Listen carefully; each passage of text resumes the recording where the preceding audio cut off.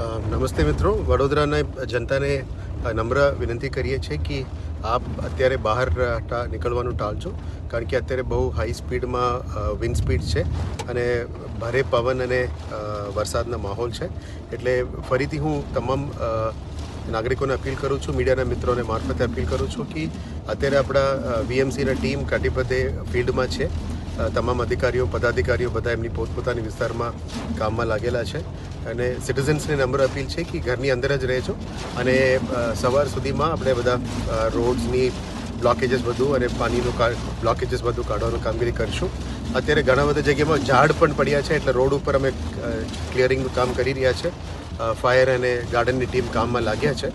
Forest ડિપાર્ટમેન્ટનું પણ મદદ લઈને કરશું. પણ ફરી હું વિનંતી કરીશ, આપ ઘરમાં જ રહેજો અને ઇલેક્ટ્રિસિટી ડિપાર્ટમેન્ટ સાથે પણ અમે સંકલનમાં છે MGVCL સાથે કે પાવર સપ્લાયની ઇસ્યુઝ હોય એને રિસ્ટોર કરવામાં પ્રયત્ન કરીએ છીએ. આભાર.